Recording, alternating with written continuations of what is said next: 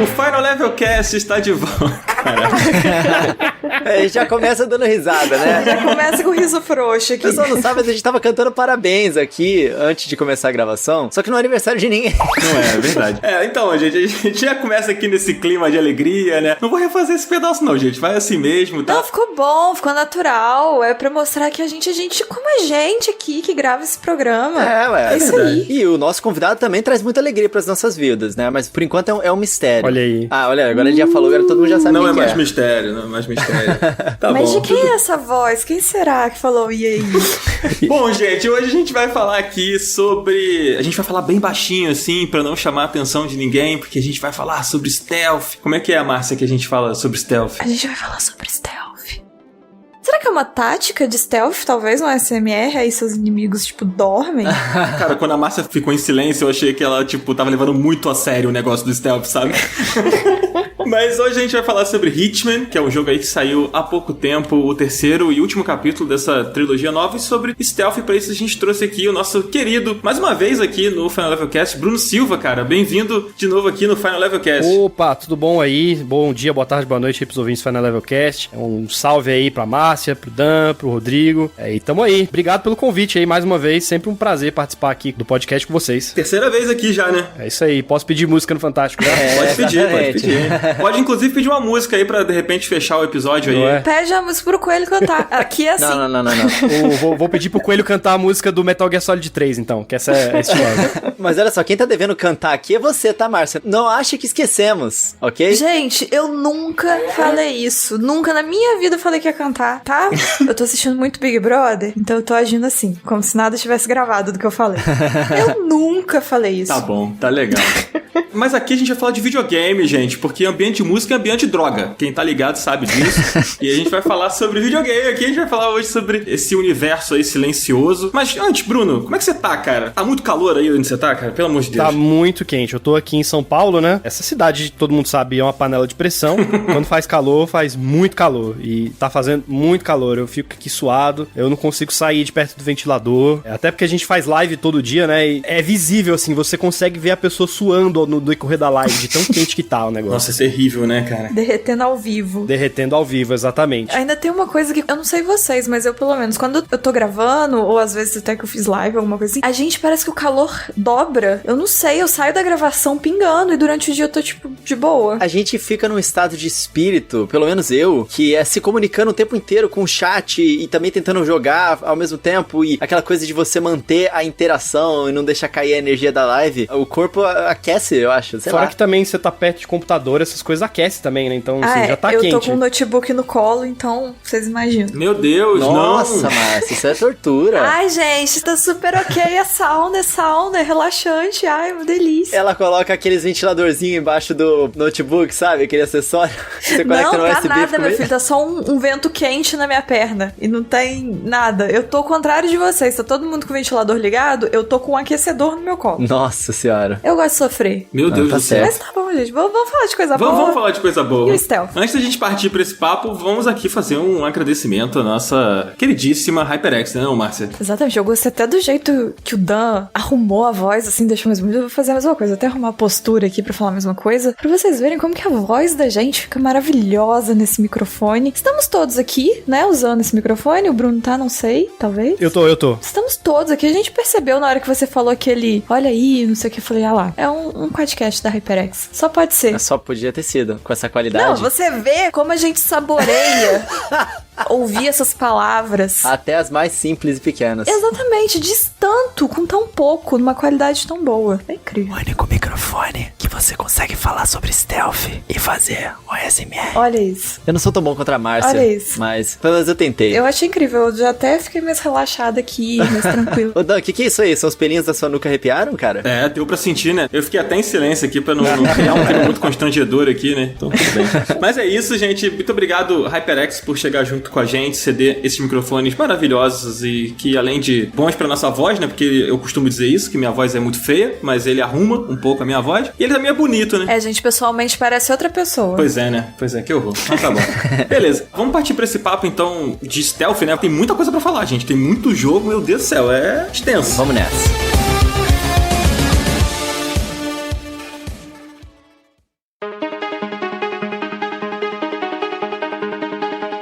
Galera, é engraçado, a gente olha hoje em dia e o gênero stealth, ele faz parte da indústria. Ele, inclusive, tá em todos os jogos hoje em dia, né? Até Zelda tem mecânica de stealth. Já marcando o bingo Ó, aqui já foi o primeiro Zelda do dia, já vai contando aí o pontinho. Bingo do Zelda. Eu postei antes com a Márcia que ele ia citar Zelda 5 vezes. Vamos lá, ver, já foi vamos uma. ver. Cara, mas assim, o que eu achei interessante é de onde que surgiu isso, né? Porque, tipo, lá antigamente, eu pelo menos quando era criança, eu não me lembro de ter jogado um jogo com mecânicas stealth. Mas graças a essa pesquisa maravilhosa, né, que a gente faz pra poder fazer os podcasts pra nossa audiência incrível, a gente descobriu alguns jogos, cara, que foram os primeiros. Não foi, Dan? Não tinha um, cara, que era até homenagem ao 007? Não sei se é homenagem ao 007, na verdade. Isso aí é novidade pra mim, mas o jogo é o 005. Isso foi uma piada, né, cara? Ou isso é informação mesmo? Não, é informação. Na Wikipedia diz que ele foi inspirado no James Bond, porque eu tive que catar no Wikipedia. Eu nunca tinha visto esse jogo, cara. Ele era de arcade da SEGA de 1981. Olha só. Pois é, ele é considerado o primeiro, né, jogo de stealth. Ele é tipo um pique-esconde, alguma coisa assim. Você ouviu falar desse game, Bruno? Nunca ouvi falar, é a primeira vez que eu estou escutando sobre ele na minha vida. Olha aí. Tô até aprendendo aqui com vocês. Adorei o nome, 005, achei maravilhoso. É porque os outros dois ficaram escondidos, entendeu? Desculpa. Mas alguém sabe por que 005? Não sei por que número 5, gente, eu não sei. A pesquisa falhou aí. As grandes questões ninguém responde. Um absurdo isso. Ele é considerado o primeiro game, assim, a ter feito a coisa mais próxima de stealth. Se eu não me engano, ele tá até no Guinness, eu acho, por causa disso. E pouco tempo depois veio o Castle Wolfenstein, né? Que se passa no mesmo universo da série Wolfenstein, essa bem clássica, bem famosa, né? E lá você tem que ir se escondendo dos inimigos, que são tipo uns soldadinhos com uma suástica, assim. E ele também brincava com essa coisa do stealth. E veio também o Metal Gear, né? Que é o primeiro lá do MSX, que já tinha alguns elementos ali. Você chegou a jogar esse, Coelho? O primeiro Metal Gear, aquele antigão? O MSX eu nunca vi na minha vida. Eu joguei em emulador. Muito tempo atrás eu joguei esse jogo em emulador. Eu fiquei curioso, né? Porque a gente via aqueles listas de emuladores e tal. E tipo, caramba, cara, tem um Metal Gear pra Nintendinho. Eu descobri ele por causa do Nintendinho. E aí eu baixei e joguei um pouquinho. Era bem simplesinho, mas era interessante, cara. Era um dos jogos, assim, bacanas e bem feitos do Nintendinho, sabe? Ele tinha visuais elaboradinhos e tal. E ele era dirigido já pelo Hideo Kojima, olha aí. Esse você jogou, Bruno? Cara, eu joguei um pouco deles, porque alguns anos depois, uma das versões do Metal Gear Solid 3, eles colocaram o Metal Gear 1 e o Metal Gear 2 do MSX. Aí eu joguei só um pouquinho, assim, mais pela curiosidade, mas eu não cheguei a terminar os jogos, não. Pois é, esse jogo, ele já tinha aquela mecânica do alerta, sabe? Porque a base do stealth é aquele negócio de você tem que invadir algum lugar, de repente coletar alguma coisa, e existe uma patrulha. Você tem que evitar a patrulha. E aí, nesse jogo, ele já tinha aquele esquema do modo alerta, né? O tam, aquele barulhinho do Metal Gear, que quando um guardinha te vê, todos eles começam a se comunicar e ficar em alerta pra te encher de bala.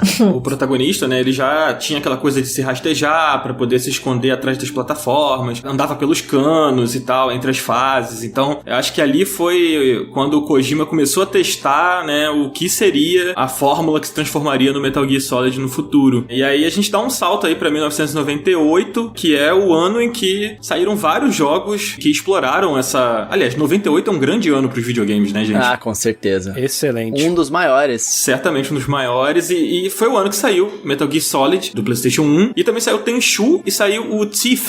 Só pra contextualizar o pessoal, tipo, a gente falou que 98 foi um grande ano pros videogames, porque, tipo, foi o ano de Half-Life, Zelda Ocarina of Time, 2. Resident Evil 2, StarCraft, Panzer Dragoon, Banjo-Kazooie, cara, é muita coisa, cara. Tem muita coisa mesmo. Xenogears. O Final Fantasy também, não é? Não, o Final Fantasy Tactics é de 98, mas na série principal não teve jogo, não. Olha aí. Ah, mas o Tactics é muito bom também, então acho que vale citar. Pois é. E aí, né, com o Metal Gear Solid, com o Thief e com o Tenchu, foi que a gente viu mecânicas, cara, que você vê nos jogos até hoje, né? O Thief, por exemplo, ele tinha aquela mecânica de você fazer barulho dependendo da plataforma que você tá pisando. Quando você andava na grama, não tinha muito barulho. Quando você pisava numa parte de pedra, você podia alertar o cara se você estivesse muito perto dele. Caraca. Isso é muito louco, cara. E é um jogo bem antigo, né? Ele é um jogo que hoje você vendo, você vai achar ele meio tosco, mas ele já testava muitas dessas mecânicas, dessas coisas, e o Metal Gear Solid e o Tenchu também. Bruno, eu sei que você é um fãzaço de Metal Gear, né? Eu gosto muito. Do Metal Gear Solid. Uma coisa que todos esses jogos, obviamente, têm em comum e que, de certa forma, pra mim, alavanca o gênero é muito chegada do 3D, né? Porque, beleza, você consegue fazer um jogo de ação furtiva num ambiente 2D, assim, os princípios básicos do stealth estão lá, mas eu acho que o 3D faz muita diferença pra esses jogos justamente pela mudança de perspectiva, né? De forma literal, basicamente, assim. Esse senso de espaço e de você estar num ambiente tridimensional em que você consegue localizar melhor os inimigos, tem um senso de distância um pouco mais realista. Isso fez muita diferença, na minha opinião, assim. Talvez até mais do que esses detalhes de,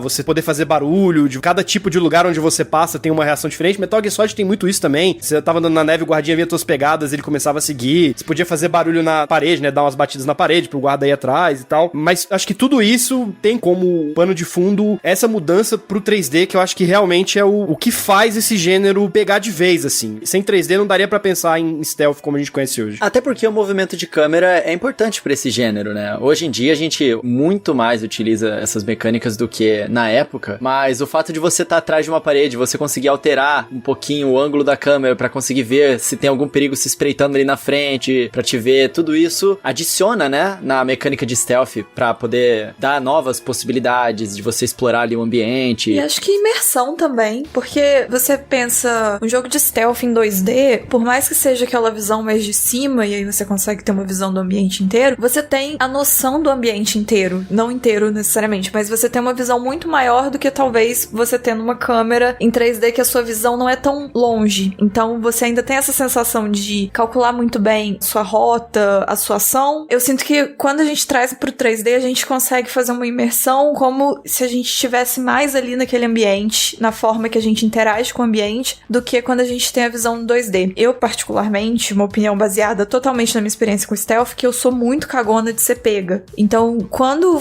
vai mais pro 3D, eu fico muito aflita de pensar muito mais as minhas ações do que quando é alguns jogos que eu tenho essa visão mais 2D, mais superior e tal, que aí você parece que tem um controle maior da situação.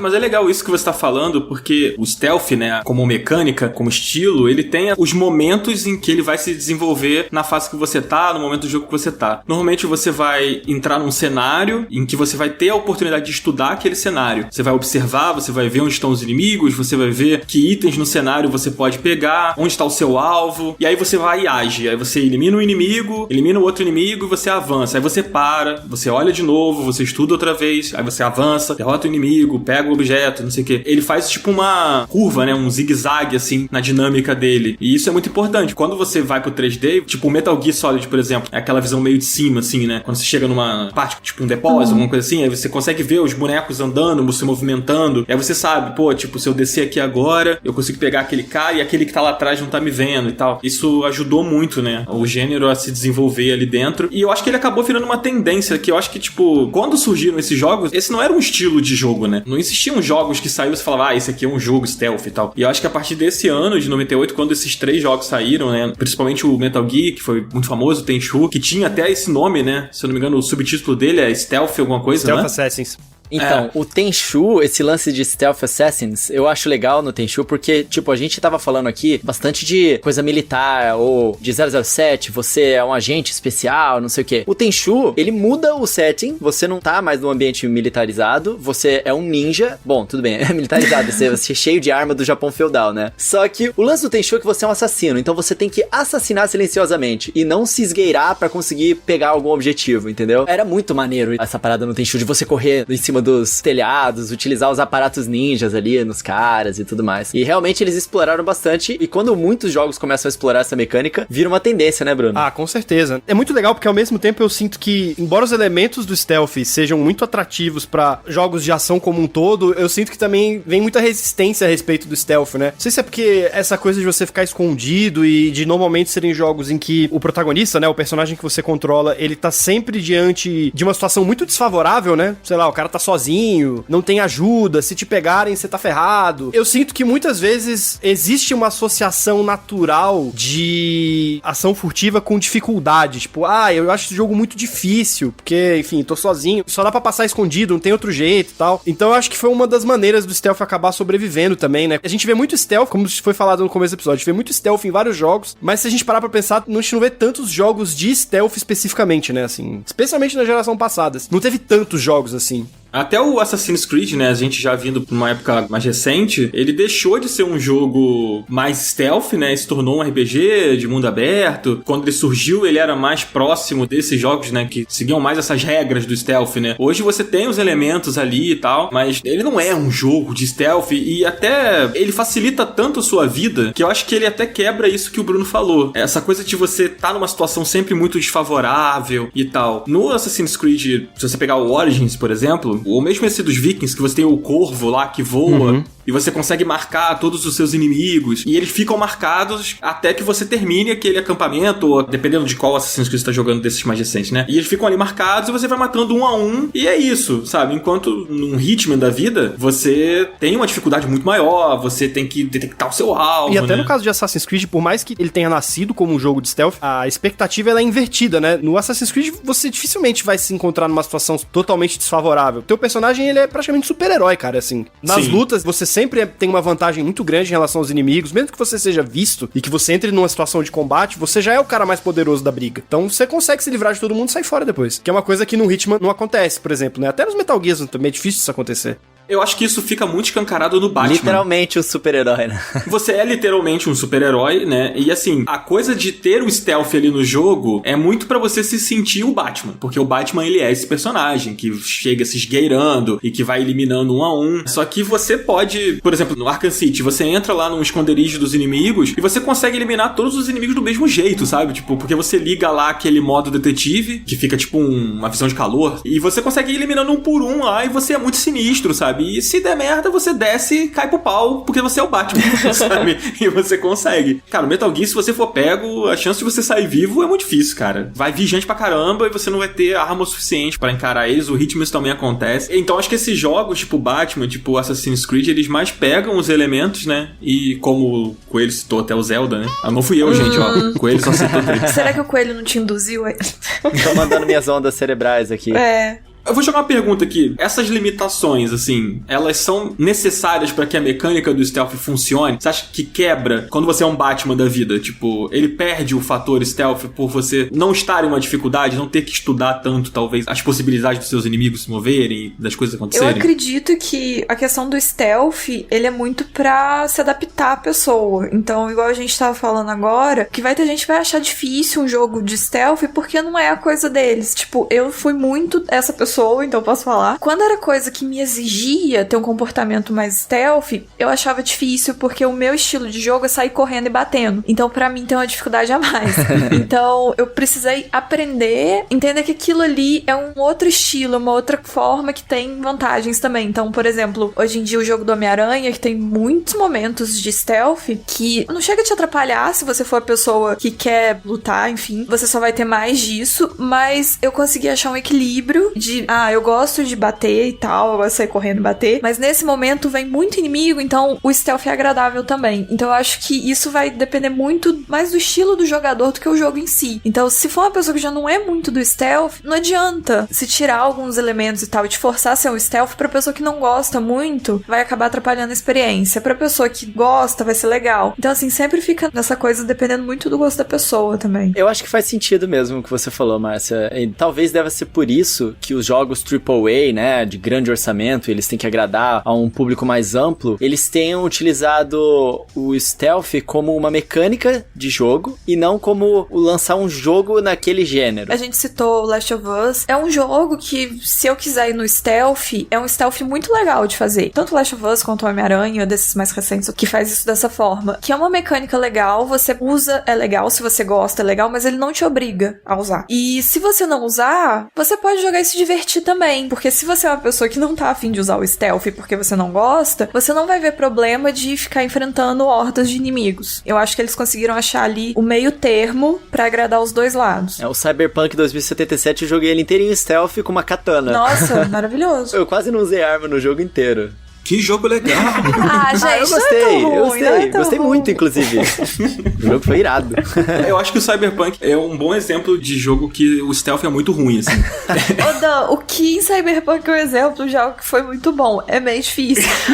Não, eu acho que faz super sentido. Eu achei muito ruim. Bruno, me ajuda aqui, Bruno. Tô precisando da sua ajuda aqui. Não, gente, Não. eu tô defendendo e atacando. Cara, pior é que depois que rolou os bugs, eu não joguei, cara. Então, eu joguei um pouco, eu não cheguei a terminar, eu joguei um pouco. E eu achei bem divertido, eu estava adorando jogar. Independente de bug e de gráficos ruins, porque eu joguei no Xbox Fat, pra mim tava super ok, eu tava achando legal. Mas isso que o Dan acabou de falar, o stealth dele foi a parte que eu abandonei o jogo, foi aí. Foi numa parte que eu tinha que entrar em algum lugar e tinha muita gente. A melhor forma de fazer isso era no stealth, porque tinha muita gente, eu não tinha munição mais. E o stealth simplesmente não rolava. Tem muitas coisas no jogo que fazem o stealth dele ser ruim, assim, sabe? A gente já falou muito mal de Cyberpunk aqui no programa sobre Cyberpunk. Mas é um jogo legal. Eu não achei ruim. Ah, é legal sim. Tá bom. Ô, Bruno. Oi. Esse lance do stealth, falando sobre o gênero do jogo em si, ele tem algumas regrinhas básicas, eu acho, né? Tipo assim, no episódio que a gente fez sobre os roguelikes, a gente viu ali que existia uma série de regras, né, que os caras definiram pra um jogo ser roguelike. E pra um jogo ser stealth, quais são as paradas que você acha que, tipo, o jogo precisa ter pra ele ser considerado stealth? Porque o Dan falou que se mistura muito no jogo de ação. O que faz o jogo ser stealth ou deixar de ser stealth? Acho que a característica principal pra mim de um jogo puramente de stealth é você ter essa definição muito clara de alternância entre esses dois momentos, que é o momento em que você tá escondido, que você, enfim, tá seguindo dentro das regras do jogo ali e avançando no seu objetivo sem ser visto, e o momento em que você é descoberto e partem pro combate. Esses dois momentos, eles têm que ser muito distintos entre si, assim. No momento que você tá no combate, é muito difícil você resolver as coisas na briga. Você tem que fugir, você tem que achar um jeito de se esconder de novo, de refazer seus disfarces. Pra mim, eu acho que isso é a principal característica que define um jogo puramente de stealth. Se você não tem isso, se você apresenta isso, mas não trazendo uma diferença muito grande entre esses dois estados, aí eu acho que já é um jogo de ação normal que tem elementos de stealth. Ah, caraca, eu acho que foi perfeita a correlação ali com o que a gente tava falando Foi antes. no ponto, né? Não basta só você ter aquele ciclo, né, de observar a situação, estudar o que você vai fazer e matar ou passar direto. É realmente esses dois estados ali de se você for descoberto, o jogo realmente te cerca e você tem uma dificuldade muito grande ou morre. Porque, cara, no Metal Gear, pelo menos no original, eu joguei o Twin Snakes, eu não cheguei a jogar ele no PlayStation 1, né, eu joguei ele no GameCube mesmo. Cara, eu adoro aquele jogo e eu me lembro que quando eu era descoberto, sai o inimigo até do bueiro pra te matar, assim. Você realmente fica overwhelmed, né, cercado de inimigos ali, bem diferente do que acontece nos jogos que tem elementos hoje em dia que a gente tava falando. Eu acho que esse ciclo, ele é importante, ele é uma consequência dessa estrutura, assim, porque você tem que observar, você tem que estudar o lugar, e aí você tem que agir, né, assim, ou seja pra passar do ponto A pro ponto B, seja pra eliminar um alvo, né, nem sempre o jogo de stealth envolve ali assassinato, né, alguns sim, outros não, mas eu vejo como uma consequência, assim, dessa estrutura que pra mim é fundamental. Eu tava assistindo um vídeo esses dias sobre o gênero e tal, enquanto eu tava montando essa pauta aqui, e eu vi uma opinião de um designer que infelizmente eu não vou me lembrar o nome dele, mas que ele fala que o jogo de stealth, quando o jogador se vê obrigado a recorrer à ação e que isso acaba sendo efetivo, é porque o jogo não funcionou. Quando você larga mão de estar escondido, de estudar, de não sei o que, e você parte pra pancadaria, não é porque necessariamente o jogador é ruim ou porque o jogador não entendeu, é porque não funcionou o esquema do jogo, sabe, a ponto de manter ele dentro da sua estratégia, de manter ele dentro do seu plano inicial, né, de se manter em silêncio e tal. E eu acho que um jogo que faz isso de forma interessante é o Dishonored. Ele tem um esquema de punição narrativo que quando você recorre à ação, quando você mata os inimigos, isso altera o destino do seu personagem. O seu personagem, ele começa a ser mais cruel, ele começa a ser visto como um assassino mesmo e não como um cara que está resolvendo situações específicas e tal. E isso altera o destino do jogo. Então acho que o jogo meio que ele é bem feito para que você não recorra a isso, mas ele permite que você recorra a isso. Por outro lado, com consequências. Exatamente, sabe? Tipo, isso é legal. O Hitman ele tem isso também. Não que afete a narrativa, mas você não faz uma pontuação tão boa se você matar um inocente, aí você vai ter que fazer de novo a fase, né? Acho que a gente pode até entrar um pouco mais no Hitman mesmo, né? O Hitman, ele é um jogo que ele é de fases, né? Ele não é igual o Metal Gear ou como o próprio Dishonored que eu tava falando agora. Então você pode fazer aquela fase várias vezes, de maneiras diferentes, executar o seu alvo de maneira diferente. E tem essa coisa da pontuação, né, Bruno? Quando você toma uma atitude que não precisava tomar, você faz menos pontos, né? Quando você troca de roupa mais vezes, você faz menos pontos. Não tem umas coisas assim? Tem. Essa trilogia nova, ela é muito focada na ideia de você jogar a mesma fase várias vezes. Tem vários jeitos de você terminar essa missão, né? E também pelo fato de que você tem ali, na campanha principal você tem alvos definidos, mas eles têm um sistema de multiplayer, né, que você pode colocar qualquer boneco dentro da fase, pode ser teu alvo. Ele é muito robusto, assim, porque ele permite muitas possibilidades dentro de um mesmo cenário. E aí dá pra você fazer várias dessas brincadeiras, né? Mesmo na campanha principal, que você pode jogar a mesma fase várias vezes e completar esses objetivos secundários, né? Por exemplo, começa a fase, se disfarça de cozinheiro, envenena a comida do cara e mata ele envenenado. Ou, tipo, começa na fase, você vai ser um cara muito importante daquele evento que vai ter um acesso quase que ilimitado às coisas que estão acontecendo, né? Porque também no Hitman você tem essa coisa da roupa determinar pra onde você vai, né? Se você tiver vestido de guardinha, você pode entrar no lugar onde os guardinhas estão vigiando. E, por exemplo, tem algumas fases que você pode ser esse cara que tem acesso quase que irrestrito aos lugares. Por exemplo, na primeira fase do Hitman 1, que é num desfile de moda em Paris, você pode se disfarçar do modelo mais famoso da festa. Então, tipo, o cara entra no lugar que ele quiser. Tipo, o cara é a estrela do desfile de moda. E você tem uma oportunidade de matar um dos teus alvos, que é o estilista, porque, enfim, você é a musa inspiradora do cara. E isso é muito legal porque você tem esses desafios que são praticamente infinitos, né? Esse negócio de se disfarçar, cara, vocês já jogaram o jogo do Missão Impossível no Nintendo 64? Não. Eu tive que interromper o Bruno porque, caraca, foi um jogo que tinha esse lance todo de stealth, óbvio, porque era Missão Impossível, né? Você ia, tipo, numa festa, você tinha um equipamento que você colocava na cara das pessoas, aí você podia fazer uma máscara daquilo, aí você ia pro banheiro e conseguia trocar aquela máscara, colocar na sua cara, todo mundo ia achar que você era aquela pessoa. No Hitman, isso que você tá falando é assim? Eu não cheguei a jogar. É assim, depende muito da fase, né? Cada fase tem uma dinâmica diferente, né? Você tem, por exemplo, essa que é uma festa, né? Você tem um desfile, um evento social. Você tem fases que são mais fechadas, né? Tipo, são bases militares. Você tem fases que é no meio da rua, é um cenário fechado, mas é um ambiente urbano onde tem várias coisas acontecendo ao mesmo tempo. Essas são as melhores. O conceito principal é esse, você consegue pegar os disfarces pra ir transitando entre lugares diferentes e com isso você conseguir matar. Tem desafio também de você vencer os caras sem disfarce nenhum. Você só pode usar o terno clássico do Agente 47, você não pode trocar de roupa, você tem que ir escondido nos lugares sem ninguém te ver, assim. O jogo te dá muita liberdade, assim, não tem jeito errado de você jogar o jogo, né, assim. Até mesmo quando você é descoberto, né, nos outros jogos da série Hitman, essa era uma condição mais complicada, assim. Em muitos jogos, quando você era descoberto, meio que acabava. Você tinha que voltar teu save do ponto que você tinha parado e tentar de novo, né. Esse não, ele meio que, ele é mais flexível nesse ponto. Bruno, você consegue dar um contexto geral pra galera que tá escutando a gente, que não conhece muito o Hitman, né? A gente tá falando aqui do Hitman, principalmente do 3, né, que saiu agora, o capítulo mais recente, né, dessa nova fase do Hitman, porque o Hitman é uma franquia que já tem jogo há muito tempo, já virou filme, então assim, já foi e voltou. Mas essa fase nova, você consegue contextualizar um pouquinho pra galera, assim, do que se trata essa fase mais recente do Hitman? Ela é meio que uma mistura de vários outros jogos do Hitman, né? Como você falou, o Hitman é uma série super antiga e tal, e inclusive das séries de jogos de stealth, eu diria que talvez seja uma das mais consideradas mais difíceis, justamente porque essa disparidade entre a situação de estar escondido e a situação de estar em combate é muito grande. Se você é pego, bicho, já era, assim. Tinha jogos do Hitman que você não podia correr. Se você passasse correndo num ambiente, os caras já desconfiavam de você. Você tinha que passar andando. Caraca! Ele é uma mistura de vários elementos dos outros jogos que vieram antes e que vieram de uma forma mais acessível, né? Ele é uma mistura principalmente do Blood Money, que você tem essa parte dos contratos, obviamente não tão robusta quanto a dessa fórmula atual, com o Absolution, que foi o Hitman de 2012, foi o último antes dessa trilogia nova, e ele tem uma pegada um pouco mais cinematográfica também. Dessa trilogia do Hitman, ela é quase que um filme de espionagem, assim. Ela segue uma estrutura bem cinematográfica nesse sentido. O Absolution é muito bom, é um dos meus favoritos, assim. Eu não joguei os antigos, o primeiro Hitman que eu joguei foi o Absolution. Eu cheguei a testar o Blood Money em algum momento, mas não tive o game, assim, sabe? Mas o Absolution, ele tem essa coisa de ser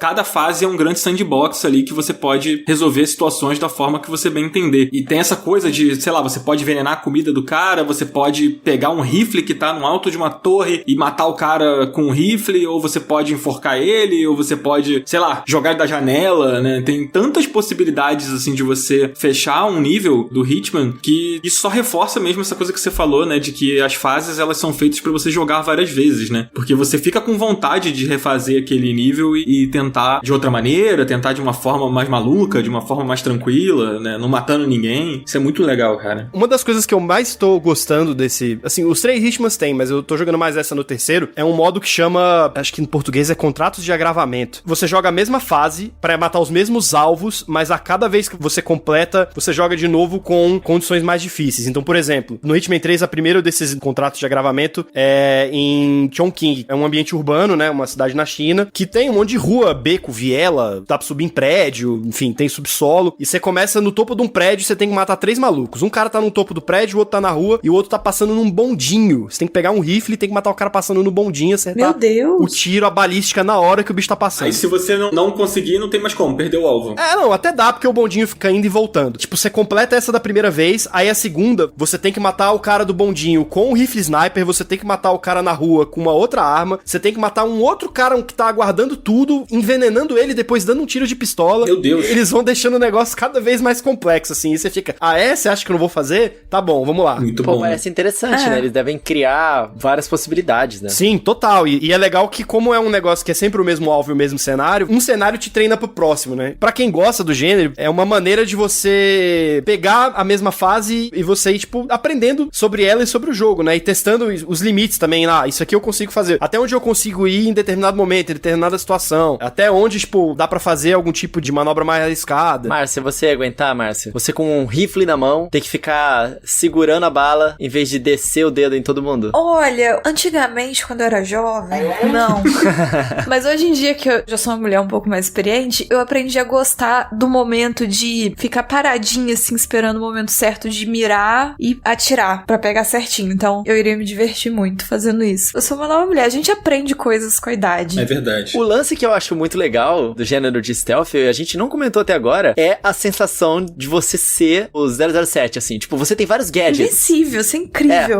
Não é irado? Tipo, tem vários desses jogos de stealth e eles te dão várias mecânicas pra você usar e distrair os inimigos. No Metal Gear tem muito aquela coisa do PEN, né? Aquela granada que desativa as câmeras e os objetos elétricos. Você taca, dá aquele pulso eletromagnético e aí você consegue, tipo, atravessar uma área. Ou então uma flashbang ou uma bomba de fumaça, no caso dos jogos stealth ninja e tal, que você consegue utilizar. E como o Bruno falou também, os disfarces e tal. É muito maneiro. E hoje, como o gênero ele acabou se expandindo pra vários tipos de jogos diferentes, essa parada do stealth de ter vários gadgets misturou com ação também, né? Naturalmente, igual no próprio Spider-Man tem muito isso, né? Tem vários desses gadgets que a gente via antigamente nos jogos de stealth, só que pra você utilizar pra porradaria mesmo. Eu acho esse negócio dos gadgets, né, dos itens específicos, isso é uma coisa muito maneira. Vou citar o Dishonored mais uma vez. No segundo jogo, né, você tem o que é tipo um teleporte, né, que a protagonista tem. E isso é muito legal porque você consegue, por exemplo, num cenário em que você tá numa ponte, você consegue teleportar pro alto da ponte. Dali você consegue ver todas as pessoas que estão naquele cenário. Ele dá uma verticalidade absurda por causa desse teleporte. Então, o poder dela, né, faz com que o jogo abra um mundo, né, de possibilidades pra você agir. E isso é muito maneiro, cara. Tipo, a gente citou a águia lá do Assassin's Creed, né, que tem essa coisa de você marcar os inimigos, o lance do Batman. E eu acho que isso é que vai criando o diferencial de um jogo pro outro, né. Eu acho que no Deus Ex tem aquele olho que você pode seguir os caras através da parede, sabe, por um tempo. Então, você consegue se movimentar mais tranquilo porque você meio que marca o cara e você vai enxergando ele andando pelo mapa, assim. Mas, falando sobre esse Hitman mais recente, eu joguei um pouco, eu não cheguei a fechar, eu tô terceira fase. São 6 fases, eu acho, né? São 6. Cada um dos 3 jogos tem 6 fases. Eu não sei se eu tô na terceira ou na quarta, agora eu não me recordo, mas eu achei esse jogo bem mais difícil do que os outros, cara. Tipo, a primeira fase dele eu já acho ela bem mais difícil do que a do primeiro, por exemplo. Aquela do primeiro que é na praia é uma fase bem mais tranquila, você consegue fazer de várias formas e é um pouco mais simples, assim. Eu não sei se é porque eu fiquei muito tempo sem jogar, quando eu peguei o terceiro, eu senti uma dificuldade. Não sei se você sentiu isso, assim, ou se sou eu que sou muito ruim. Não, eu senti um pouco de dificuldade também, porque na cabeça dos desenvolvedores, esse Hitman, ele é um reboot, né? Tanto que o primeiro jogo, assim, você tem um prólogo que é um tutorial expandido, assim. Ele pega na tua mão e tipo, ó, vamos fazer isso aqui, depois vamos fazer isso aqui, depois vamos fazer isso aqui. Tipo, olha só, o seu alvo está na sua frente, não tem ninguém olhando. Dá um tiro na cabeça dele. Aí você faz isso e depois você repete a mesma fase. Tá, agora a gente já te ensinou o beabá, agora se vira. Então eu acho que na cabeça dos desenvolvedores, assim, eles estão assumindo que boa parte dos jogadores já veio do Hitman e do Hitman 2, né? Até porque eles têm essa política, né, de se você já comprou os 2 primeiros jogos, você consegue jogar todas as fases deles no Hitman 3. É como se fosse uma grande trilogia dentro do mesmo aplicativo. Eu acredito que tem um salto de dificuldade mesmo, assim, em relação aos outros 2 jogos. Mas, Bruno, o jogo pra vir com os 3, quando você compra o terceiro, você tem que comprar uma versão completa, não é isso?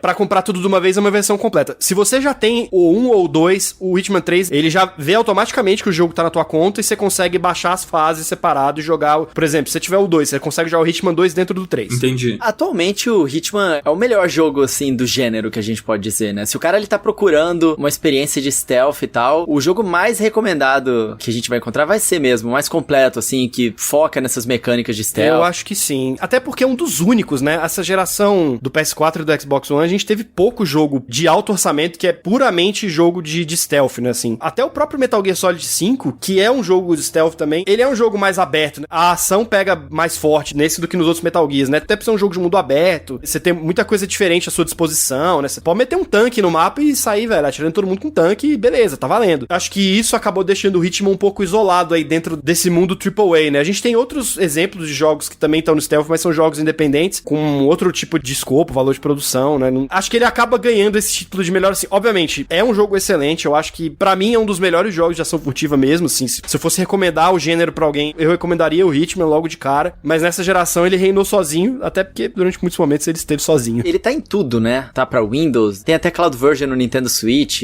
tem os videogames dessa geração, da nova geração, pro Stadia, né? Um jogo que eu senti falta nessa geração, assim, que em gerações anteriores eu aproveitei bastante, era o Splinter Cell, que ele foi gradativamente se tornando menos stealth, né? Mas ele começou também como um stealth. Splinter Cell era muito maneiro, cara. Splinter Cell era muito bom. E muito icônico, né? Você olhar pro... Como é que era o nome dele? Sam Fisher. O Sam Fisher. Isso, Sam Fisher, cara. Eu lembro na geração ali do PlayStation 2, GameCube, eu joguei muito o Splinter Cell. Ele tinha aquela coisa da visão noturna, né? Aquele óculinho que ficava na cabeça dele, que virou meio que uma marca registrada, né? Não era o Sam Fisher que tinha uma habilidade de comandar as câmeras? Que acho que você entrava na câmera? Acho que tinha uma parada dessa, não tinha? Eu tô viajando. Não lembro disso não, cara. Rapaz, isso eu fazia... cabeça eu não vou lembrar, mas isso tem muito cara de Ubisoft. Tipo Watch Dogs, né? É verdade. Cara, um jogo que saiu na geração passada, ele pode ser considerado um jogo de stealth, assim, é o Alien, o Isolation, da SEGA. É verdade. Não. Horror, jogo de horror, a gente já discutiu isso aqui. Mas não poderia ter um stealth de horror? É porque combina, né? Super combina. O The Last of Us, de certa forma, é, né? Você tem elemento de terror no Last of Us, Eu fico né? apavorado, não sei vocês. Eu fico. Gente, stealth pra mim já é terror, já começa aí. Porque assim, é um nervoso que eu tenho, é uma das coisas que me deixa mais nervosa, é a sensação de ser pega. Pra mim o stealth, eu fico assim, uma agonia que, nossa senhora, ainda mais se for em jogos tipo Last of Us ou um Alien, que você tá fugindo do negócio, aí o negócio vai as 3 vezes pra cima, a sensação de nervoso. Cara, e o Alien, ele tem uma das mecânicas mais desgraçadas de todas. Ele aprende, né? Ele aprende o seu comportamento, cara. Isso daí é muito baixo. Isso é muito sujo, cara. Não devia poder, não. É porque nesse jogo ele eleva ao máximo a coisa que o Bruno falou que é um fator importante, que é você tá numa situação desfavorecida. Só que você não tem um monte de inimigo atrás de você. Você tem um só que vale por, sei lá, um exército, né? Não, e assim, o jogo, no geral, todos os jogos, a gente, né, joga tranquilamente, e por isso que a gente gosta de jogo de terror, porque é um terror, uma situação controlada. A gente gosta uma vírgula. Amiga, Vocês assim, aí. a gente, né, no plano das ideias e tal, mas a gente gosta, acha divertido, muitas aspas aqui, porque é uma situação controlada. Aí você vai jogar o Alien e você fica tipo assim, eu sei que esse bicho se comporta de tal forma, então eu posso agir disso. E aí o bicho vai lá e muda. Eu acho isso muito baixo. Não dá. Deixa eu dar uma roubada.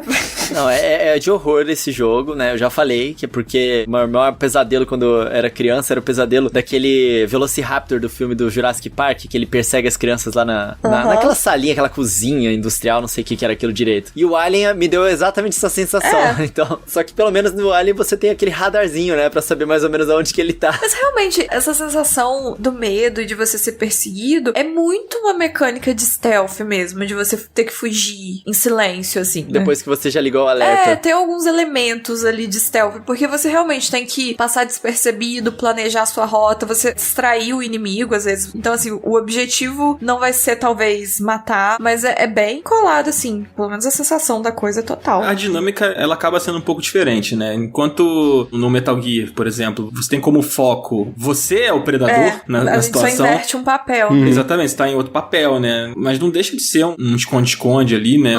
O stealth, ele acabou emprestando um pouco da sua essência pra muitos jogos. Eu acho que o Alien é um que bebeu disso, né? E inverteu um pouco alguns papéis, mas eu acho que tem um pouco desse elemento. O Bruno falou de jogos, assim, que são menores, né? Tipo, um muito famoso, que eu sei que o Coelho curte muito, é o Mark of the Ninja, né?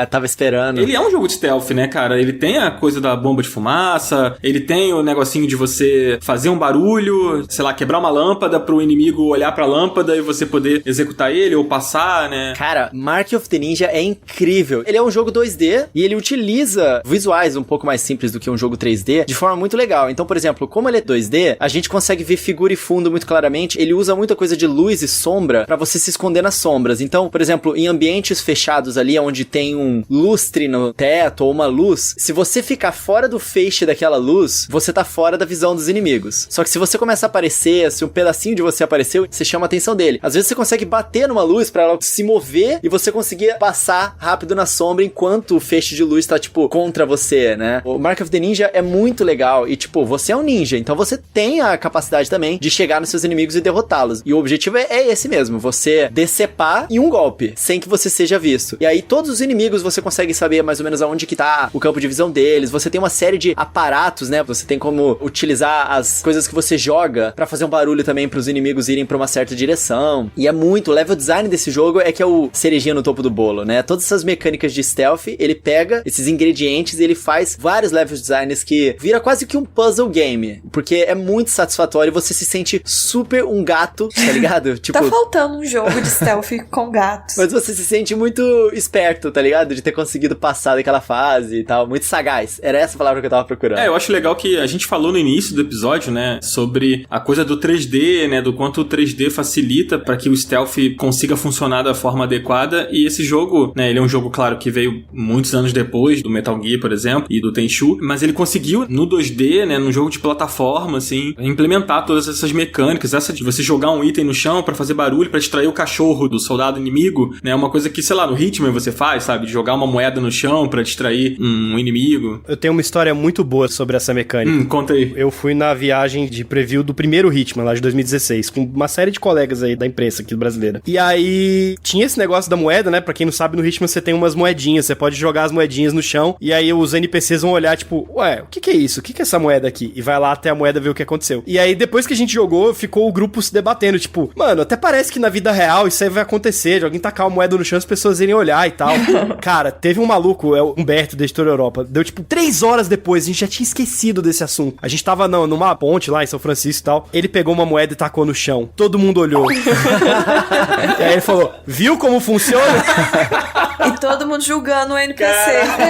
Maravilhoso. Provou o ponto dele. Provou o ponto dele. Maravilhoso. Tem vários jogos de stealth muito bons, eu acho que a gente devia dar uma passadinha, mas antes da gente passar do Mark of the Ninja, eu acho bem legal um lance que ele surpreende nessa mecânica, que, por exemplo, às vezes, tinha uma situação onde tinha um inimigo que você tinha que roubar um item dele, só que você podia ou só roubar, ou você podia matar ele e pegar o item. Aí beleza, matar era mais fácil. Se você opta por matar ele, às vezes, você é surpreendido porque o inimigo, ele podia ter um sensor de batimento cardíaco ali que alertava todo o ambiente. Então, o jogo, ele também utiliza várias dessas coisinhas assim pra forçar você a tentar de fato ser stealth e não só sair matando na primeira oportunidade. E com o inimigo vivo, você tem que tomar cuidado também posteriormente, sabe? É bem legal, esse jogo é bem legal, recomendo pra todo mundo, inclusive. Ele foi remasterizado recentemente, não foi? Tem um tempinho, mas sim, ele tem uma versão remasterizada super caprichadinha. Muito legal, muito legal. Gente, vou jogar aqui pra vocês, assim, um jogo favorito pra vocês desse gênero. O Bruno meio que falou do Hitman, né, mas não sei se ele gosta mais de Hitman do que do Metal Gear aí, então fica essa coisa aí. Se você tivesse que escolher um, assim. Eu acho que eu ficaria com Metal Gear Solid 3. Ele é muito redondinho em todos os aspectos, assim. Ele tem uma história muito boa, ele tem momentos muito emocionantes. Ele já é um jogo de stealth que tem muitos elementos mais modernos, né, assim. A versão mais nova, que é o Subsistence, você tem uma câmera que você controla com analógico. Você tem o negócio das camuflagens, que eu acho uma das mecânicas mais legais de stealth, que inclusive poucos jogos usaram depois. Ficou até um pouco triste que isso tenha sido abandonado. E eu acho que é o mais redondo, assim. O Hitman é muito legal também, mas ele é muito focado numa coisa específica, que é você assassinar os alvos, né? Enquanto que o Metal Gear, você tem uma história, você tem momentos diferentes ali, né? Uns altos e baixos que eu acho que tornam a jornada um pouco mais interessante. O Metal Gear, a narrativa, de fato,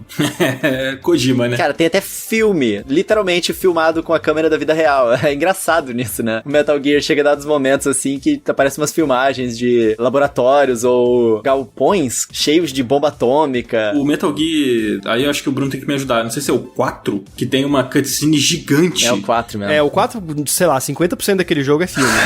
O início dele já é bem enroscado, porque é muito longo até você começar a jogar e tal. Tem um filme gigantesco. Eu acho que, assim, o 3 pra mim é o mais redondo, em termos do equilíbrio de todos os elementos. O 5 eu recomendaria, mas a história do 5 é bem complicada. Ele é um jogo incompleto, né? Então, tipo, chega ali num momento que o jogo basicamente acaba. É, porque ele foi feito naquele momento do rompimento, né, do Kojima. Da saída do Kojima, isso. Isso fica muito visível no jogo, assim. O jogo é muito legal até um certo ponto, que você consegue perceber claramente até que parte do jogo o Kojima tava na empresa natureza e a partir de que parte ele já não estava mais. Caraca, que surreal isso. E essa segunda parte do jogo é péssima, tipo, mas em termos de gameplay é um jogo muito robusto, cara. Eu até peguei pra jogar ele recentemente aí, no começo do ano, e você pegar o jogo e começar a fazer um monte de missão paralela e ficar zanzando no mundo, bota um podcast pra ouvir, tipo Final Level Cast. Olha aí. E você vai, velho, se divertir horrores, assim. Teve uns dias que eu fiz isso, cara. Desliguei a cabeça, fiquei ouvindo podcast e fiquei fazendo missão no mundo do Metal Gear Solid 5. Muito legal, muito bom. Tem um jogo indie também, Stealth também, que tem mecânicas, que a Márcia gosta bastante, né, Márcia? Então, eu tava falando aqui com o Dan um pouco antes, eu acho que ele é mais um stealth feelings do que um stealth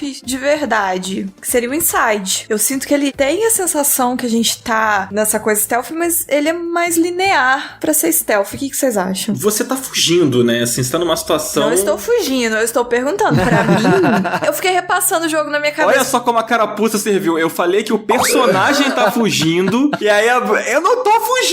Ah, você falou de mim. Eu achei que era de mim. Eu não tô fugindo. Mas eu não tava fugindo. Não, agora eu entendi que o você tá falando do personagem. Porque sim, o personagem está fugindo, mas ele vai fugir independente disso. Entendi. Porque eu acho que tem algumas partes que ele engana a gente, que a gente fez algo, sabe? Umas partes que tem uns caras, tipo, lá longe, assim, aí você só espera, tipo, 2 minutinhos pra eles irem embora e aí você passa. Então, eu não sei, eu sinto que ele é mais um stealth feelings do que um stealth de verdade. Você jogou Inside, Bruno? Eu joguei. Eu acho que ele tem um pouco... É porque é foda. Falar sobre isso sem dar spoiler do final de Inside é meio impossível. Mas você tem uns elementos ali que sim, você tem que passar despercebido mesmo. Até por você ser o garotinho, passando lá por vários ambientes bizarros, né? E você tem figuras te perseguindo o tempo todo. Mas eu acho que é só um pedaço, eu não diria todo o jogo, né? Novamente, não quero dar spoiler do Inside, que é muito foda esse jogo. Jogue ele, pelo amor de Deus, é maravilhoso. E eu gosto como que as pessoas seguram o segredo do final desse jogo. Eu nunca vi ninguém comentando. Tipo, na internet, assim, que geralmente depois de um tempo as pessoas meio que comentam, né? É porque estraga, né? Eu não vejo, eu acho incrível. Joga Inside, gente, muito bom. Gente, eu não joguei. Eu joguei o Limbo. O Limbo eu gostei muito. Amigo, Inside é tipo limbo elevado. É melhor. É muito bom. Nossa. É tipo isso. Inside bota limbo pra mamar. Em resumo, é isso aí. É isso. Pegou aquilo ali e levou algo muito mais legal, assim. Mas Limbo é muito legal também, né, gente? Limbo é maneiríssimo. Não, é maneiríssimo. perfeito também. Mas depois você joga Inside... Mas é tão curtinho quanto? Limbo é bem curtinho. É curtinho também, Inside. acho que umas 5 horas você termina. Eu já terminei, tipo, numa sentada, assim, dá pra terminar. Tava pensando num jogo aqui, que é meio stealth também, o jogo do ganso. O jogo do ganso. Muito Nossa! Total, mano. É total stealth. Genial. É. Caraca, quando eu joguei o jogo do ganso, eu me lembro que a primeira coisa que eu falei, cara, isso aqui é o Metal Gear com um pato, mano. É um ganso. Foi a primeira coisa que eu pensei, eu juro que Kojima corre aqui. é uma sátira, sabe? Caraca, mas pode crer, né? Tipo, você tem que pegar o sanduíche do cara, roubar a chave e levar pro lago. É, e se o cara te ver, já era, porque você não consegue fugir dele, é muito difícil de E tem fugir. até os momentos de ataque de stealth, né? Que você tem que chegar atrás da criança, colocar a boca dentro da garrafa e fazer aquele quack, aquele honk. Pera, como é que o ganso faz? Honk. Eu não consigo, agora eu tô rindo, peraí. Honk. Entendi.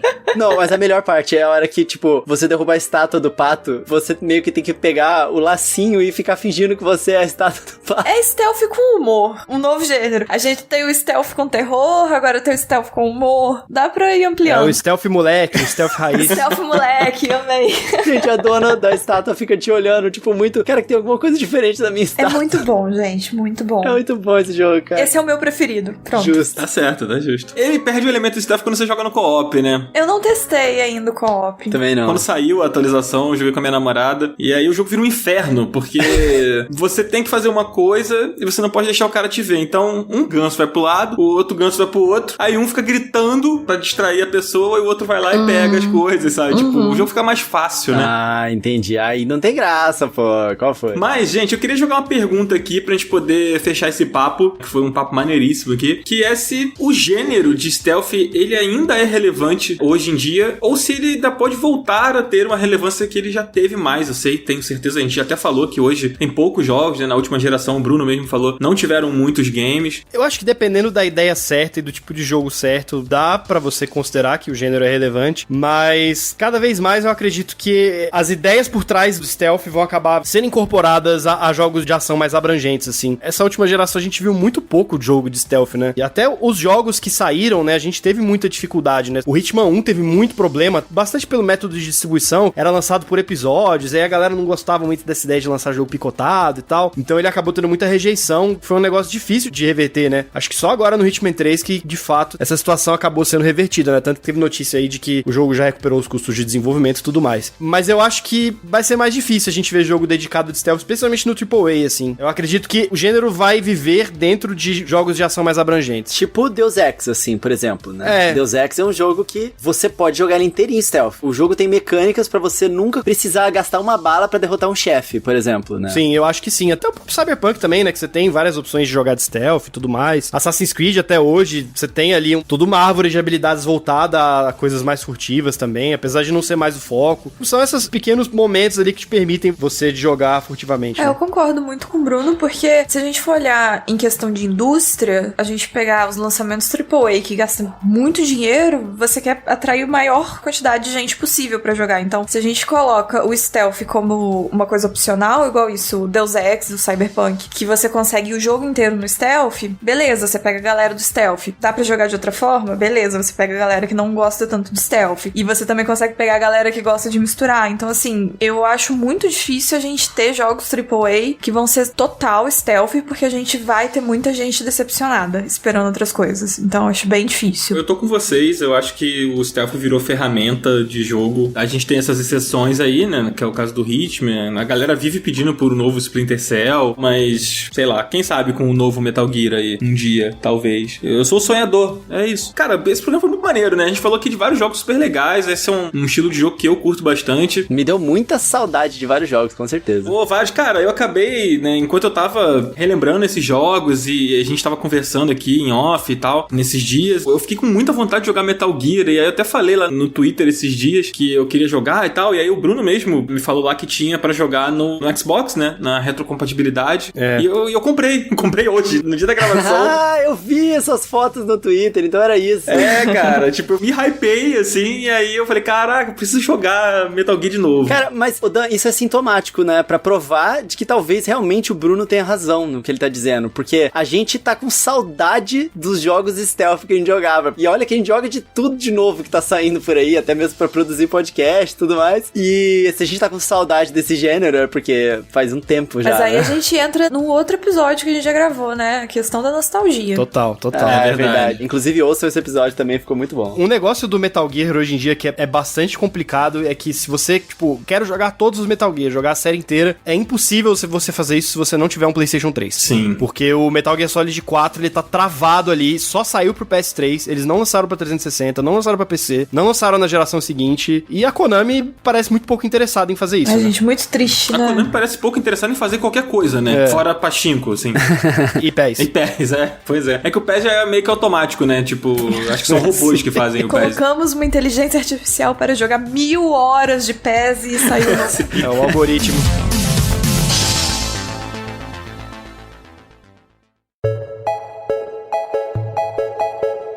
Cara, vamos fazer umas indicações aqui do que a gente tá jogando. Dá tempo, né, Coelho? Ah, dá sim, pô. Então, posso começar? Vai, Coelho, vai lá. Vamos lá. Final Level Cast indica. Manda bala. Final Level Cast indica, já tem um tempinho, cara. Eu adoro esse quadrozinho aqui, porque eu posso falar sobre os joguinhos. E comecei a jogar hoje um jogo muito fofo, cara, chamado Haven. H-A-V-E-N. Esse jogo ele já tinha saído pra PlayStation, alguma coisa assim, mas ele lançou agora essa semana no Nintendo Switch. Ah, do casalzinho? Isso, muito fofo, cara, muito fofo. Você tá basicamente um casal que você tem que salvar o mundo juntos, e é todo fofinho por causa disso, só que os ambientes são muito, sei lá, eu não me aguento. É muito Zelda Breath of the Wild.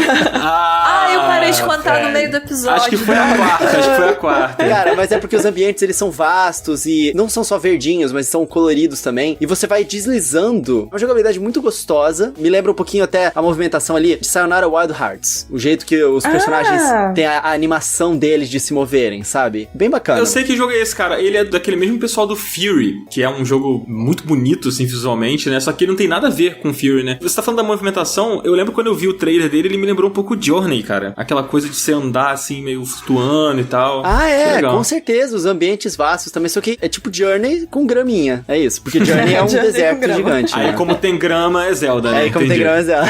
Entendi. Opa, foram quantas vezes agora? Esse jogo é um que tem um casal, né? Isso. Ele saiu ano passado, né? Saiu ano passado, Foi. porque pro Switch ele saiu agora. Eu acho que ele tá no Game Pass até. Não tenho certeza, mas acho que tá. Olha aí, se tiver, já joga, tá? Porque são um casal, né? Eles estão em fuga enquanto eles tentam se estabelecer no mundo desconhecido, né? São várias paisagens misteriosas, o mundo todo fragmentado, né? Aí você tem que lutar contra o que está tentando separar vocês dois. E é legal pra jogar em casal mesmo. Então, se você tem uma pessoa que você... Seu namorado, namorada... Ai, o gatilho, hein, Coelho? O gatilho. Olha aí, aqui, olha aí.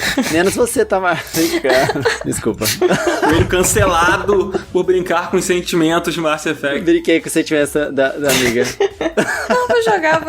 Pode deixar, vou jogar. Bruno, você, cara, o que você tem jogado aí, cara? Hoje, no dia que a gente tá gravando esse podcast, eu acabei de terminar o The Medium. Olha aí. Que é um jogo de terror, né, do pessoal do Bloober Team, né, do Layers of Fear, que saiu pra PC e pro Xbox novo, né, pro Xbox Series X e Series S. Eu achei muito interessante o conceito dele, né, que ele, como diz o nome, você controla um médium e o jogo renderiza 2 cenários ao mesmo tempo, assim. Você tá vivendo no mundo físico e no mundo espiritual e você explora os 2 lugares ao mesmo tempo. E é o que você faz em um mundo afeta o outro e você vai resolvendo puzzles dessa maneira. Achei muito interessante, cara, assim. A história, mais ou menos, ela dá uma degringolada depois de um certo ponto, mas acho que como conceito é muito interessante, assim. Tá no Game Pass, se você tiver aí os consoles dos Xbox novos, vale a pena você dar uma olhada. Ai, gatilho de novo, eu tô sendo muito atacada hoje, gente. Sério, porque o The Medium eu quero muito jogar e eu não tenho o Xbox Series. E aí eu falei, tá, vamos pro PC, só que eu não consigo jogar no PC, eu tenho um bloqueio. E aí eu tô triste porque eu não vou jogar, é isso. Mas parece ser muito interessante essa dinâmica de dividir a tela e você ver fazendo simultâneo. É bem legal. É um negócio meio Stranger Things, né? Essa coisa dos dois mundos, né? É tipo um mundo invertido Stranger Things, é tipo isso. Parece bem Next Gen esse lance de você alternar entre 2 cenários simultaneamente, assim. Ah, bastante, né? Com toda a coisa do SSD, né? De você carregar as 2 coisas ao mesmo tempo e tal, certamente. E ele tem o mesmo compositor do Silent Hill, né? Isso, aquele é a Maoka. Apesar de que a trilha no jogo, ela não é tão marcante quanto a do Silent Hill. É uma trilha mais ambiental, assim, incidental, uma coisa mais de ambiência. Bem legal.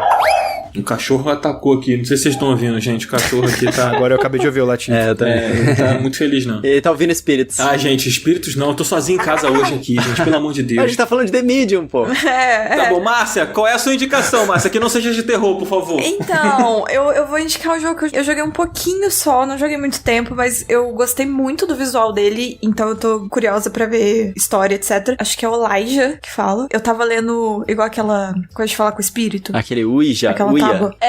O nome dele eu tava lendo assim, mas não, eu acho que é o Elijah. Eu gostei muito do visual dele, foi o que mais me pegou até o momento, como eu não joguei muito, que ele me lembra aquele jogo Another World. Sei. Ah, ele tem uma movimentação de troca de cenário, assim, o cenário é uma tela e quando você anda pra outra tela já é uma coisa, você não percorre o cenário, ele só muda de tela. E aí a cada tela, uma coisinha e você é um cara que naufragou num lugar aí e você tá tentando voltar pra casa. Então tá um clima de mistério, assim, eu não sei o que está acontecendo. Tipo assim, muito coisas de outro mundo acontecendo. Aquela sensação de, tipo, o cara naufragou e foi parar num ambiente completamente diferente e coisas misteriosas acontecendo. Eu achei muito legal, muito intrigante. Muito maneiro. É um jogo com visual meio 8 bits? Ele é meio pixel art, assim, né? É, bem pixel art, mas ele... Eu não sei se a movimentação, o estilo da animação tá me lembrando do Another Road, mas... tô vendo aqui, bem bonitinho, assim. Ele é bem bonito. A ambientação dele, ele tá me lembrando um outro jogo também, que eu acho que não tem muita gente que jogou, que chama The Way. Esse eu não conheço. Não conheço. Mas assim, eu tô achando bem interessante. É um joguinho... Eu tenho uma classificação nova de jogos, que é jogos pra jogar 10 minutos antes de dormir. Então ele tem essa vibe, porque é uma coisa curtinha, esse esquema de ser telas, tipo assim, você... Igual a gente tem no Metroidvania, né, que é uma sala. Ele me dá essa sensação. Só que ele não é um Metroidvania. Enfim, não sei. A Devolver tá muito nessa onda de todos os jogos ultimamente. É meio... Ah, da Devolver. Meio Metroidvania-like. Então, ainda estou descobrindo. Estou indicando uma coisa coisa que eu joguei pouquíssimo tempo, mas eu gostei. Tá bom, vale a indicação. Eu vou indicar 2 aqui. O primeiro que eu tô jogando alternado, que eu tô jogando no co-op com a minha namorada, é o Captain Toad, que é um jogo que eu não joguei nos tempos do Wii U, e eu gosto muito do minigame que tem no Super Mario, no 3D World, né, que vai sair agora até pra Switch. E aí ele teve uma promoção há pouco tempo, eu peguei e, cara, a gente tá se divertindo muito jogando junto, é muito legal, recomendo muito. Inclusive eu tô na reta final do jogo, tudo mais fácil que, meu Deus do céu, tá? Pra você pegar tudo do jogo, você tem que quebrar a cabeça ali, porque o negócio não é fácil não. E, em paralelo, eu tô jogando Show do Milhão 3 no computador. Por essa a gente não tava esperando. Por essa ninguém esperava. Show do Milhão 3, eu vi alguém comentando sobre os jogos do Show do Milhão no Twitter, eu não me lembro quem foi a pessoa, e aí eu falei, poxa, tem um pão que eu não jogava, acabou que eu baixei e eu me viciei aqui, e agora, tipo, aqui em casa a gente tem um negócio que, quando a gente vai decidir quem vai fazer uma tarefa de casa, a gente tem que jogar Show do Milhão, e quem fizer mais ponto não faz a tarefa, sabe? Isso quando é uma tarefa. É muito aleatório. Combinados da pandemia, né? Incrível, né? Tá todo mundo ficando maluco, né, cara? Então agora, tipo, quem vai lavar a louça hoje? Vamos jogar Show do Milhão pra descobrir. A gamificação da tarefa doméstica. Incrível. Exatamente. Você que tá aí num relacionamento aí, né, que, pô, mora junto com o seu crush aí, com o seu cheiro, e aí você já não aguenta mais de discutir coisas assim porque não sai mais de casa, baixa aí o Show do Milhão e joga aí com o seu love. Esse não foi um ataque a Mass Effect. Não, esse eu acho que eu tô me salvando de alguma coisa. Eu acho que a Márcia, ela tá ouvindo, tipo assim, ai, Deus me livre isso da minha vida. Ai, graças a Deus, estou solteira. Sim. Gente, agora sim a gente tá encerrando aqui esse Final Level Cast. Bruno, muito obrigado, cara, por ter participado aqui, por ter topado, disponibilizado um tempo pra trocar essa ideia com a gente. Foi um papo super maneiro. Você sabe que aqui as portas estão mais do que abertas pra você. Quando você quiser voltar, a gente... Quando você quiser voltar, não. A gente vai te chamar aí e você vai ter que voltar. Não tem essa, não. Chama nós. Queria agradecer de novo também, todo mundo. Tô sempre à disposição. Bom, valeu mesmo, Bruno. Show demais. Sempre bom demais. Fala pra gente onde a gente encontra você, cara. Das suas redes, onde você tem feito seu trampo. Minhas redes é tudo Bruno Freaks, Free com X no final, Twitter, Instagram, Facebook. E as redes do DNM, que é onde eu faço aí. Meu trabalho é DNMBR também, tudo. Facebook, Instagram, Twitch. A gente faz bastante live na Twitch, sempre de segunda a sexta, a partir das 2:30 da tarde. E é isso aí. Show demais. Coelho, vamos encerrar, né? Vamos nessa, cara. Está na hora de jogar mais alguns joguinhos. Galera, se vocês quiserem me encontrar lá, ver eu jogando joguinhos, também tem a minha twitch.tv/Coelho no Japão, mas normalmente vocês encontram os vídeos lá no canal mesmo, no YouTube, Coelho no Japão, e nas redes sociais, @RodrigoCoelhoC, lá no Twitter e no Instagram, onde estamos sempre interagindo lá com o nosso querido Jogadan e Márcia. Isso, né, Márcia? Conta pro pessoal onde é que eles podem conversar com você. Olha, gente, no momento eu tô só no Twitter, mas assim, tá muito quente, eu tô trabalhando muito, então, por enquanto, o tema lá é só Big Brother, me desculpa quem não gosta. Mas tem meu Instagram e tem o podcast que tá naquele esquema desde sempre. E é só jogar Mass Effect nas buscas das redes sociais em geral que me encontra. Show demais. Gente, valeu quem escutou até aqui esse episódio. Foi muito legal. Vocês sabem que a gente tá aqui toda quarta-feira, às 10 horas da manhã. Não deixa de seguir aqui o Spotify. Clica ali no coraçãozinho, você que ouve no Spotify ou no seu agregador favorito. Quem quiser me encontrar, é só procurar por Jogadan no Twitter, no Instagram, no YouTube. E toda quarta-feira aqui, às 10 da manhã, tô aqui com meus queridos Rodrigo Coelho, Mass Effect, com convidados extraordinários como nosso querido Bruno Silva. E agora a gente vai ficando por aqui. Agora sim, caramba, falei muito, meu Deus. Vamos lá, até semana que vem, gente. Vamos continuar essa conversa lá no Telegram também, Dan. Não vai embora não. Telegram, e-mail. Tô aqui, tá bom? Telegram, manda mensagem lá no Telegram. A gente tá lá, como sempre, muitos assuntos e muita interação. Fala com a gente direto lá. Tá tudo na descrição, gente. Link pro Telegram. Tem também o nosso e-mail pra você mandar lá suas críticas, seus elogios, recomendação de tema, de convidado. Tá tudo aqui na descrição do episódio, gente. É isso aí. Agora estou satisfeito. Platinamos, né, as mensagens. Tá bom. Bruno, muito obrigado mesmo, Bruno. Foi irado o papo hoje. Nóis. Valeu, pessoal. Obrigado aí. Até a próxima. Valeu, amigos. Não, peraí. Opa. Não, então não, volta. Terceira vez do Bruno aqui, agora a gente já fez essa tradição, a gente fez isso com o Guilherme Dias, a gente não pode deixar de fazer isso com o Bruno. Bruno, você pode escolher a música aí pra encerrar o episódio. Põe aí, pô, já que a gente tá fazendo um episódio de jogos de stealth, põe aí Snake Eater, Nossa. Metal Gear Solid 3. Essa Bom música demais, é maravilhosa. bom demais. Então sobe o som aí de Snake Eater, sobe o som, tô me sentindo numa rádio agora. Sobe o som aí, DJ. DJ Joga Dan. Valeu, gente, até semana que vem. Tchau. Até mais. Tchau, gente. Tchau. I give my life not for honor, but for you. In my time, there'll be no